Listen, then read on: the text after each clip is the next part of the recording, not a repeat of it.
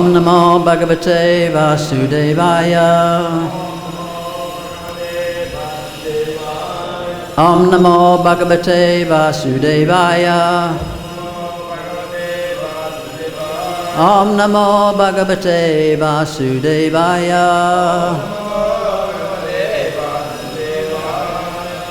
Hearing from the Srimad Bhagavatam, 10th Canto, Chapter 1, entitled The Advent of Lord Krishna.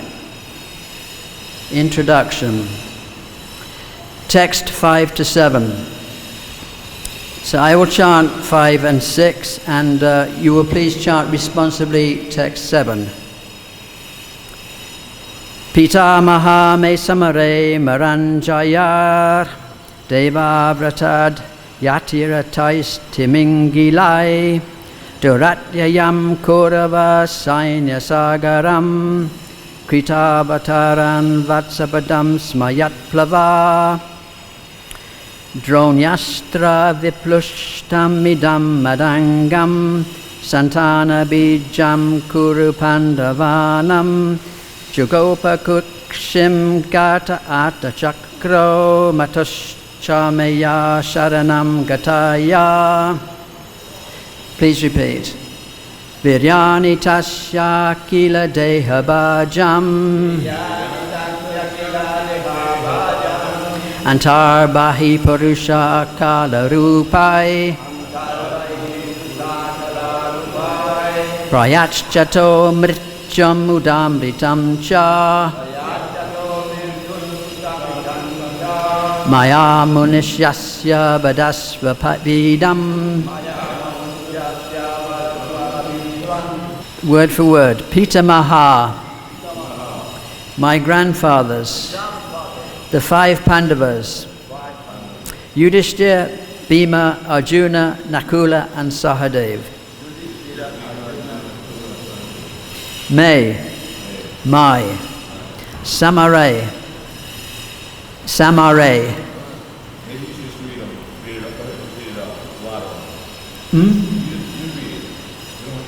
Okay. Samare, on the battlefield of Kurukshetra, Amaram Jayai, with fighters who could gain victory over the demigods on the battlefield. Devavrata Adya, Bhishmadev and others. Atiratai, great commanders in chief. Timingilai, resembling great Timingala fish, which can easily eat large sharks. Duratyayam, very difficult to cross.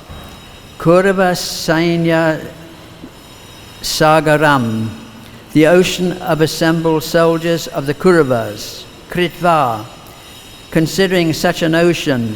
Ataran, crossed it. Vatsapadan, exactly as one steps over a small hoofprint of a calf. Sma, in the past. Yat Plava, the shelter of the boat of Krishna's lotus feet. Droni, of Ashvatthama. Astra, by the Brahmastra. Viplushtam, being attacked and burned. Idam, this. Matangam, my body. Santana Bijam, the only seed left, the last descendant of the family. Kuru Pandavanam, of the Kurus and the Pandavas, because no one but me lived after the battle of Kurukshetra. Jugopa gave protection. Kukshim, within the womb. Gata, being placed. Ata, chakra, taking in hand the disc. Matu, of my mother. Cha, also. Me, my. Ya, the Lord, who. Sharanam, the shelter. Gataya, who had taken. Viryani, the glorification of the transcendental characteristics. Tasya, of him, the Supreme Personality of Godhead. Akila Deha Bhajam, of all the materially embodied living entities. Antabahi, inside and outside. Purusha, of the Supreme Person. Kalarupai, in the forms of eternal time. Prayachchata, who is the giver. Mrityam, of death. Uta, it is so said. Amritam, cha, and eternal life. Maya Manushyasya, of the Lord, who appeared as an ordinary human being by his own potency. Vadasva, kindly describe. Vidvan, O learned speaker, Shukadev Goswami. Translation and purport by His Divine Grace Srila Prabhupada. Taking the boat of Krishna's lotus feet, my grandfather Arjuna and others crossed the ocean of the battlefield of Kurukshetra, in which commanders such as Bhishmadev resembled great fish that could very easily have swallowed them. By the mercy of Lord Krishna, my grandfathers crossed this ocean, which was very difficult to cross, as easily as one steps over the hoofprint of a calf. Because my mother surrendered unto Lord Krishna's lotus feet, the Lord, Sudarshan Chakra in hand, entered her womb and saved my body, the body of the last remaining descendant of the Kurus and the Pandavas, which was almost destroyed by the fiery weapon of Ashvatthama. Lord Sri Krishna, appearing within and outside of all materially embodied living beings by his own potency in the forms of eternal time, that is, as Paramatma and as Virat Rupa, gave liberation to everyone, either as cruel death or as life. Kindly enlighten me by describing his transcendental characteristics. Purport. As stated in Srimad Bhagavatam 10.14.58, Samashrita ye pada palava plavam, mahat padam punya yasho murore, bhavam buddhir vatsa padam param padam, padam padam yadvi padam natesham. For one who has accepted the boat of the lotus feet of the Lord, who is the shelter of the cosmic manifestation and is famous as Murari, or the enemy of the Mura demon, the ocean of the material world is like the water contained in a calf's hoofprint. His goal is Parampadam, or Vaikuntha, the place where there are no material miseries, not the place where there is danger at every step. One who seeks shelter at the lotus feet of Lord Krishna is immediately protected by the Lord. As the Lord promises in Bhagavad-Gita 1866, Aham tvam sarva papebhyo mokshayashyami ma suchaha. I shall deliver you from all sinful reactions, do not fear. By taking shelter of Lord Krishna, one comes under the safest protection. Thus, when the Pandavas took shelter at the lotus feet of Krishna, all of them were on the safe side of the battlefield of Kurukshetra. Maharaj Parikshit therefore felt obliged to think of Krishna in the last days of his life. This is the ideal result of Krishna consciousness. Ante Narayana Smriti. If at the time of death one can remember Krishna, one's life is successful. Parikshit Maharaj, therefore, because of his many obligations to Krishna, intelligently decided to think of Krishna constantly during the last days of his life. Krishna had saved the Pandavas, Maharaj Parikshit's grandfathers, on the battlefield of Kurukshetra, and Krishna had saved Maharaj Parikshit himself when he was attacked by the Brahmastra of Ashvatthama. Krishna acted as the friend and worshipable deity of the Pandavas family.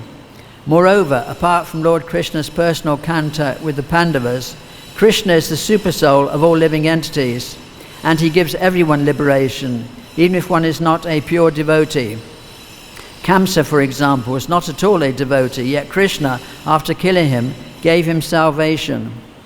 Krishna consciousness is beneficial to everyone, whether one is a pure devotee or a non-devotee. This is the glory of Krishna consciousness. Considering this, who will not take shelter at the lotus feet of Krishna? Krishna is described in this verse as Maya Manushya because he descends exactly like a human being. He is not obliged to come here like karmis or ordinary living beings. Rather, he appears by his own internal energy. Sammabhami Atmamayaya, just to show favor to the fallen conditioned souls.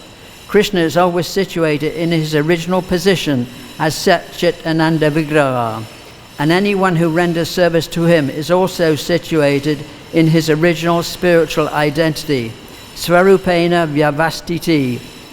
This is the highest perfection of human life.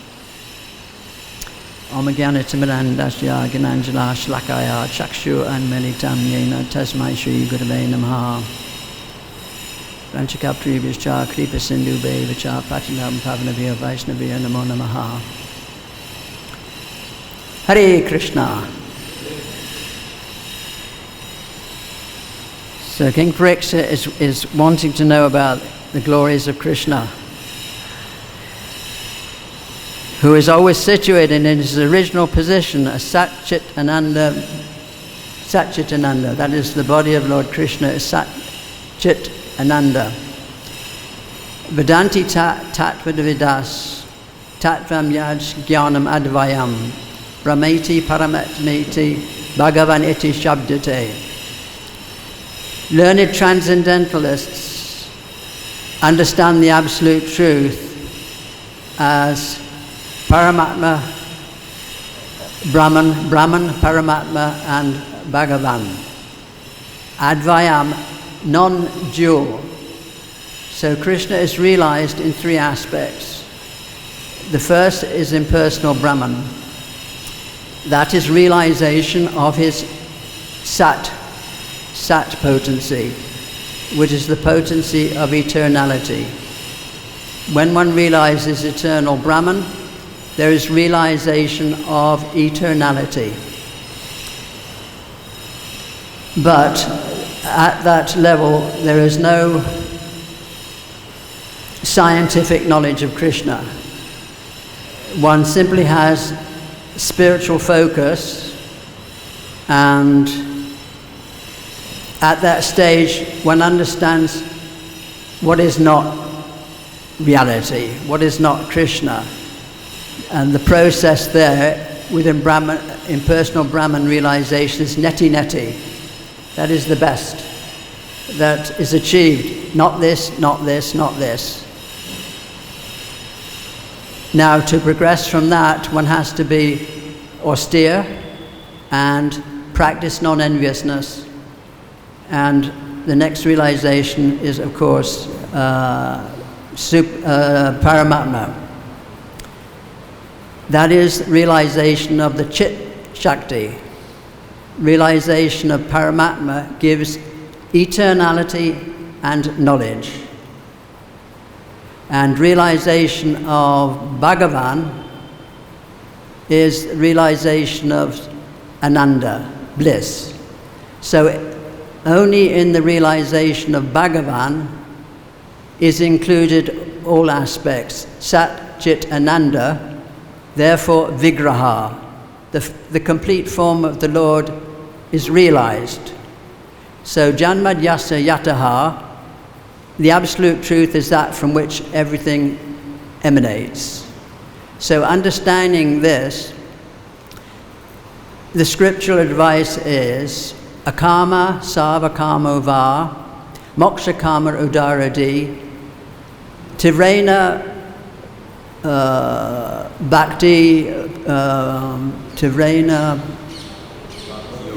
bhakti-yogena yajate purusha param.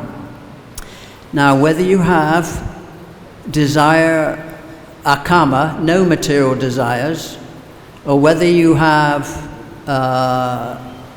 sarvakama, many material desires, or whether you desire liberation, moksha kama, the idea is that you should approach Lord Krishna in devotional service. That is the recommendation. And tivrena means with full force. It doesn't mean, maybe, okay. It means with full force, perform devotional service.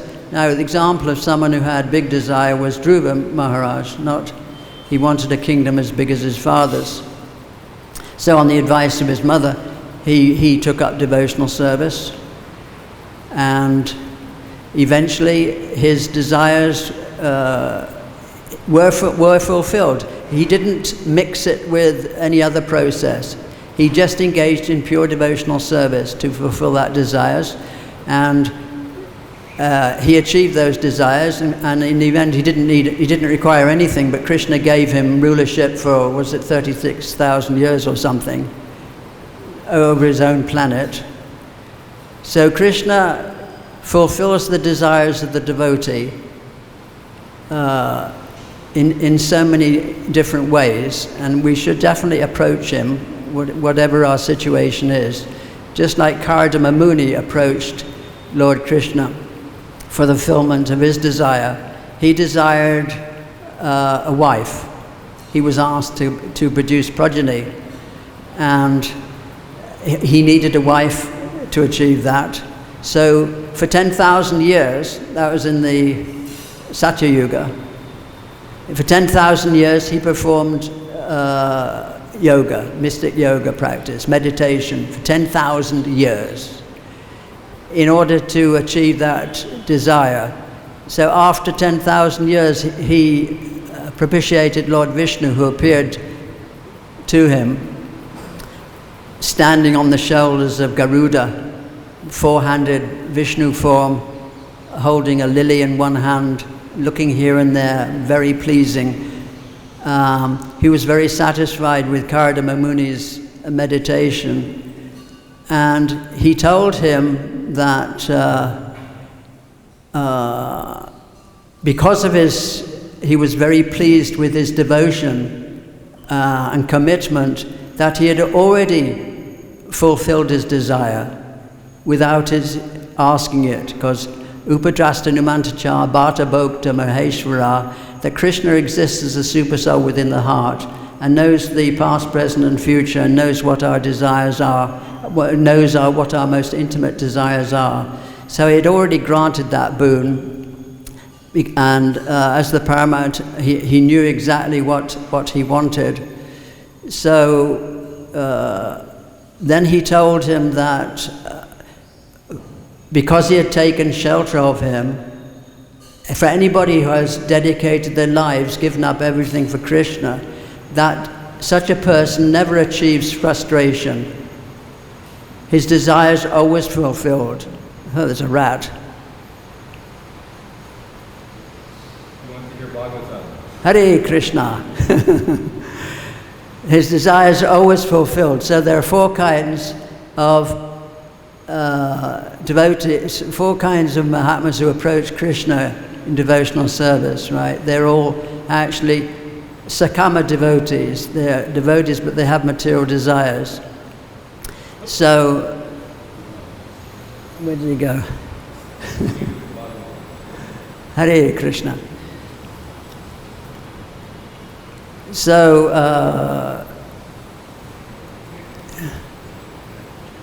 yes, so Krishna fulfills the material desires. So they want, one is inquisitive, one person is inquisitive, one wants economic relief, one is in distress, and the other one is in knowledge. Now the person in knowledge is very dear to Krishna because he has realized the Purnam, the whole, Vasudeva Sarvamiti. He has realized that Krishna is omnipotent, omnipresent, and omniscient, 3 O's. Therefore, he has no desires. He doesn't even look for happiness from the Lord. So anyway, Krishna fulfills the desires of all these devotees. And then Lord Vishnu told him that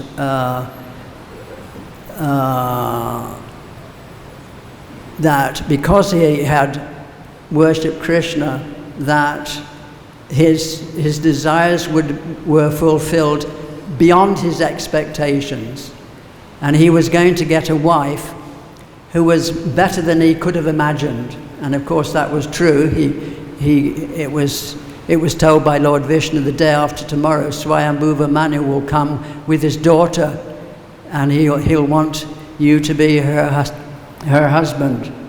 And Devahuti was very highly qualified. She was also a yogini, adept at mystic yoga practice, and was a very beautiful black-eyed lady. So beautiful that she was playing on the roof of her palace, and one, I think it was a Gandharva, was flying over, and he was so captivated by her beauty that he fell out of his airplane. So that's it. That if you approach Krishna, you can get more than you desire. If you just want $200 a week, okay, Krishna may give you $200 a week. But if you just leave it up to Krishna, then you can get unlimited. Krishna can give you unlimited. Like in America, there is one temple where, when I left some years ago, everybody was on the payroll. Over $30,000 a year payroll. And even the payments were made by an external accounting company, and the devotees paid taxes. So that was, obviously you can imagine, that created a very fruitive environment. Whether the devotees wanted that money or not, it created a very fruitive environment. But if you just want $200 a month, then Krishna will give you that. But if you just leave it up to Krishna, he may fulfill your desires beyond your expectations. Like yesterday, this is a little autobiographical, excuse me. Yesterday I was feeling very desolate, that feast, because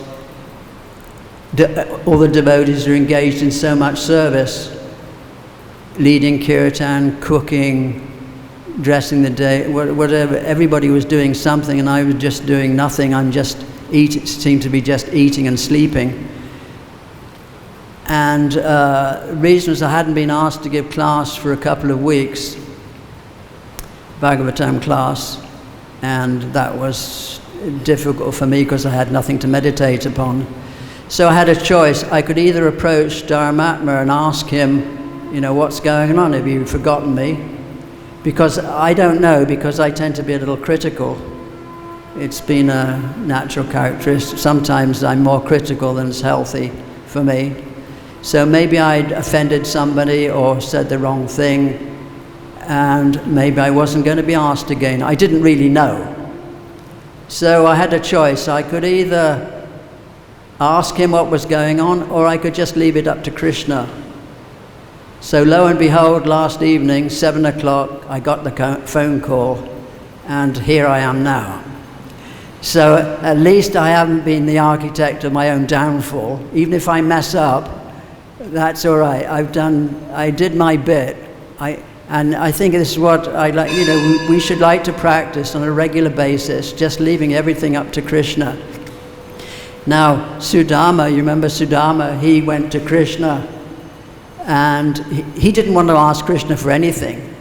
He only went because his wife, they were living in such niggardly condition, ramshackled hut, leaking roof, and his wife was practically dressed in rags.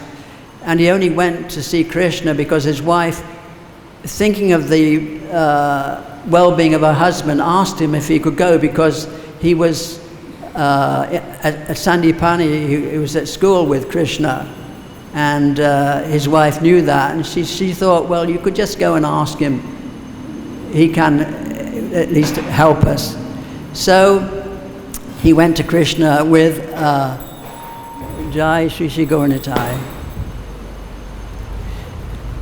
with a palmful of flat rice. That was what he took. He went to Dwarka, he passed through all the gates, being a Brahmin, he got the darshan of Lord Krishna, and Krishna received him royally, as he does all the Brahmanas. Krishna observes the Vaishnava etiquette, the Vedic etiquette in these matters, and he reminded Sudama of their childhood pastimes. But Sudama didn't ask for anything, but Krishna knew he had the flat rice, so he took it from him and started to eat it. And he said, by this the whole world can become satisfied. But then Rukmini took the sweet flat rice from Krishna and said, you can grant him anything he desires. Whatever he desires, you can grant him. So Sudama did not ask for Krishna for anything, but he was very happy to have got his darshan. And he was walking home, and he got to the place where his hut was, but there was no hut there anymore, but many palaces and beautiful gardens with lakes and birds and all kinds of wildlife, and beautiful people there were dressed in fine garments, and he was greeted. His wife came out looking like the goddess of fortune. So she had gone to bed feeling niggardly and had woken up feeling like the goddess of fortune. And so he thought, well, what is going on there? Then he realized that Krishna had fulfilled his desires more than he could have imagined. And at that point, he was still looking his old self. Otherwise, his wife wouldn't have recognized him. So he went inside the palace, and the palace was, there was so much ivory and gold and precious jewels on the walls, and everything was very, very opulent. So that was Sudama's experience, how Krishna fulfills all our desires. But sometimes Krishna also takes away everything. That is also Krishna's mercy. If Krishna is actually maintaining our status quo, he's maintaining the status quo of everybody, even his Vishnu Tattva expansions. So if Krishna took away that, our status quo, where would we be? If we woke up in the morning, couldn't remember who we were. We can remember who we are because Krishna says, Maitreya smriti jnanam apohanam cha. I am the source of remembrance and forgetfulness. So we remember who we are by Krishna's mercy.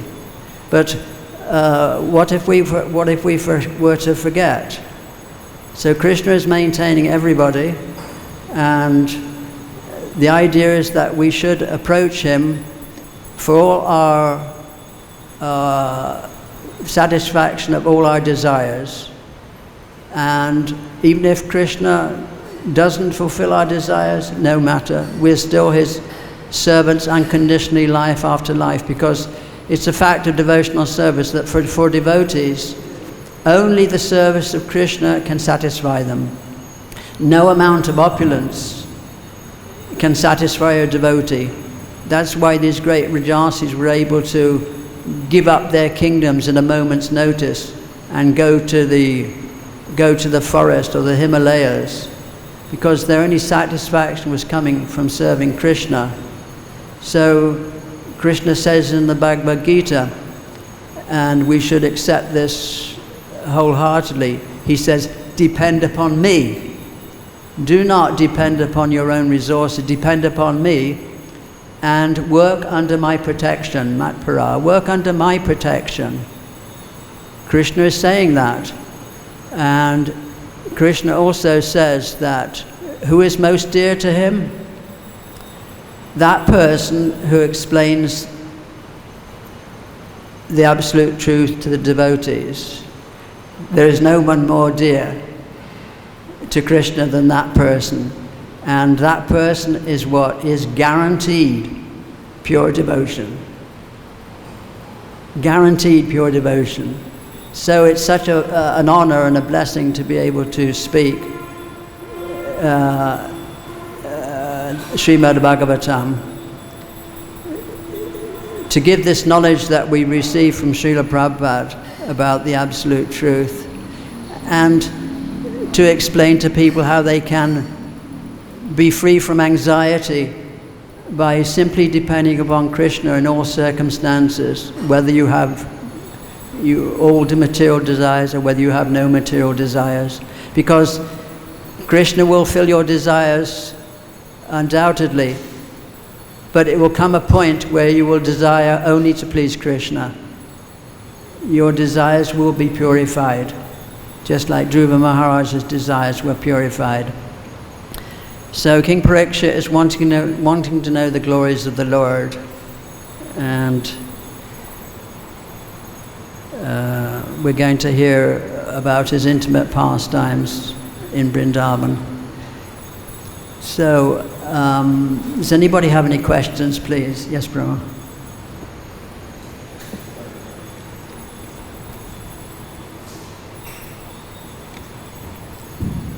Talk about independence, and Krishna wants us to shelter of him. We want to take shelter of Krishna, that he's the doer. So Arjuna said, I don't want to fight, Krishna, you fight. Or somebody can say, well, I'll give the example like we have our international bookshop. Somebody had to put their energy into ordering the books, setting it up, displays, and that. So how do we know whether Krishna is giving us the inspiration that we actually physically do something that shows that we actually are taking shelter of Krishna, or by not? Let's say maybe Krishna wanted you to call Dharma and say, hey Dharma, what's up with my class? And he said, oh yeah, okay, yeah, thanks for reminding me. You know what I'm saying? Krishna could be acting in many ways. Yes. So we could take it that, well, I'm depending on Krishna, so I'm not going out to provide for my family, because Krishna will provide for my family. Right. Or I'm not going to cook today because I don't feel like maybe Krishna can make me cook instead of me. You know what I'm saying? Where's the boundary? We're depending on Krishna and actually thinking that we actually have to physically do something, and are we the doers? Right. Well, the boundary, it depends upon the circumstances. Obviously, we have duties to perform. This sounds like a familiar question. We have our duties to perform, so we should always perform our duty, prescribed duty according to our spiritual master, according to our authorities. We may desire other things. We can make that known. But the best situation for a devotee is that his service is desired. It is necessary. It is not that we make work just to engage devotees, but there is so much preaching to be done, so much work to be done in the temple, that hopefully management are in a position where they're on top of everything, and they know exactly what needs to be done, and every aspect of management is taken care of, and everybody is engaged according to their capabilities. Otherwise, if you can make your desires known, maybe you have some idea about the kind of service that you want to do. But if the management don't desire that, it's not going to help you very much to push that cause. We're very much at your mercy because you're the manager here, and other devotees, to create a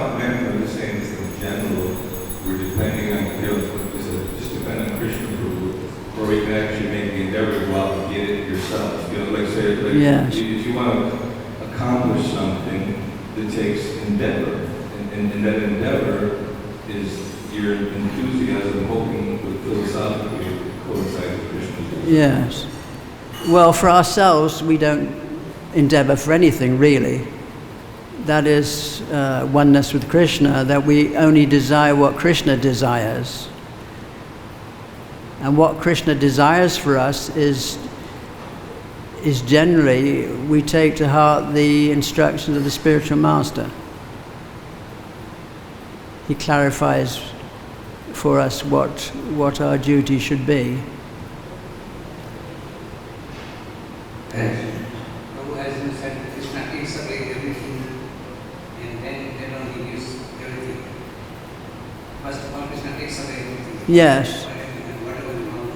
He can. So we see that so many devotees in their life where Krishna had taken everything and Krishna has given them much more than they require.